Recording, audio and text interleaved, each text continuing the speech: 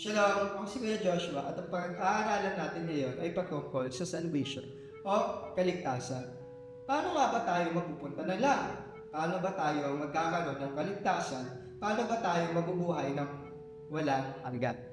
Kung isipin, tayo mga tao ay likas na makasalanan. To the point na kahit nung mga bata pa tayo, hindi naman tayo tinuruan ng mga magulang natin na magsinungaling, hindi naman tayo tinuruan ng mga magulang natin na mangupit, pero minsan, nagagawa natin yan o ginawa natin yun at some point of our life. So, lagi natin tatandaan, lahat ng tao ay makasalanan. Sabi nga, di ba, sa isang Bible verse, for all have sinned and fall short at the glory of God.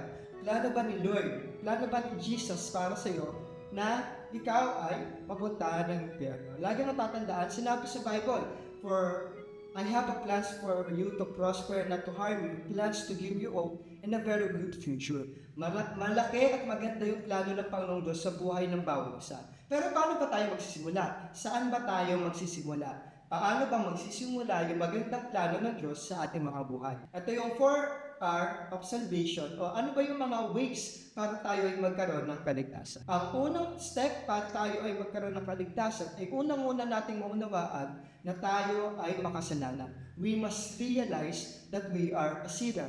We must realize yung mga sins o mga kasalanan na ginagawa natin sa mga buhay natin. At syempre, praise God, diba? Lagi nating tatandaan na hindi natatapos doon. Kapag naunawaan mo na sa sarili mo na makasalanan ka, we must recognize the love of God. Katulad nga nung kanina sinabi ko, may plano yung Diyos sa buhay mo. Ayaw niya na maghirap ka, ayaw niya magbukso ka sa dagat-dagatang apoy, kaya maunawaan mo na iniibig ka ng Panginoong Diyos, minamahal ka ng Panginoong Diyos. Sabi nga sa isang Bible verse, I have loved you with an everlasting love. Sa Tagalog, minahal kita ng walang hanggang pag-ibig at sa kagandahang loob ko ay pinapalapit ko kayo sa akin. Ganun yung gusto ng Panginoong Diyos. Maunawaan natin na oo, makasalanan tayo, nakakagawa tayo ng mga mali, nakakagawa tayo ng mga pagkakasala, pero praise God kasi iniibig ka ng Panginoong Diyos, iniibig ka ni Jesus. Diba? Iniibig tayo ng Panginoong Diyos to the point na inalay niya yung sarili niya sa krus ng Kalbaryo para tayo ay magkaroon ng buhay na walang hanggan. Ano yung sinasabi ng John 3:16? Sabi sa John 3:16, for God so loved the world that He gave His only begotten Son, that whosoever believes in Him should not perish, but have everlasting life. At ayun naman yung pangalawa. Una, ano yung una? We must realize that we are sinner. Pangalawa, we must recognize the love of God na despite na nakagawa tayo ng kasalanan, ang gusto pa rin ni Lord, lumapit tayo sa Kanya, na tumawag tayo sa Kanya, at pangatlo, we must repent from all of our sins. Siyempre, kapag na-realize mo na ikaw ay makasalanan, kapag na-realize na natin na tayo ay makasalanan, at naka-recognize na natin na kaya pala tayong patawarin ng Diyos kasi iniibig na tayo at minamahal na tayo. Ang pangatlo naman, we must repent from all of our sins. Kapag sinabing repentance, tatalikod ka sa mga nagawa mong kasalanan at haharap ka na sa Panginoong Diyos. Haharap na tayo kay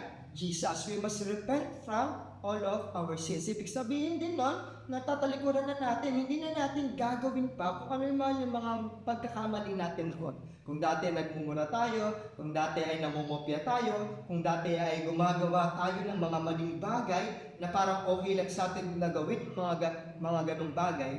Pero ngayon, repentance, hihingi tayo ng tawag kay Lord na, Lord, sorry kasi nagkasala ako. Lord, sorry nakagawa ako ng mali sa mata mo, sa harapan mo. Pang-apat naman, para magkaroon ka ng kaligtasan, ay receive Jesus Christ. Sabi sa isang Bible verse, Jesus is the way, the truth, and the life, and no one comes to the Father except through Jesus. Lagi nating tatandaan, si Kristo Jesus lang daw ang tanging daan, ang tanging katotohanan, at ang tanging buhay. At siya lang ang daan patungo sa Diyos Ama, patungo doon sa kalangitan. Kaya ngayon, di ba, maunawaan natin na kailangan natin tanggapin si Jesus sa ating mga buhay, sa ating mga puso. At siya dapat na maging Panginoon at tagapagligtas ng mga buhay natin. Lagi niyong tatandaan, nakakatulad ng sinabi mo kanina, maganda ang plano ng Diyos para sa iyo.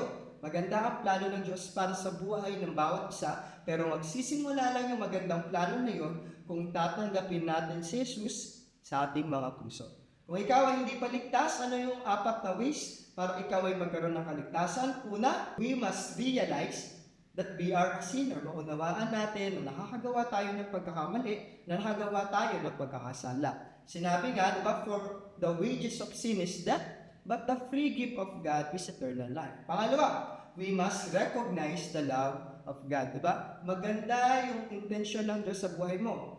Maganda yung plano ng Panginoong Diyos sa buhay mo at iniibig ka niya, minamahal ka niya at nais niya na ikaw ay bumalik sa Kanya. Iniibig ka niya at minamahal ka niya. Pangatlo, we must repent from all of our sins. Siyempre, hindi ka naman pwedeng ligtas ka tapos nananatili ka sa kulungan ng kasalanan. Kundi kailangan natin lumabas sa kulungan ng kasalanan at lumakad ng kasama si Kristo Jesus. At pang-apat, we must receive Jesus Christ as our Lord and Savior.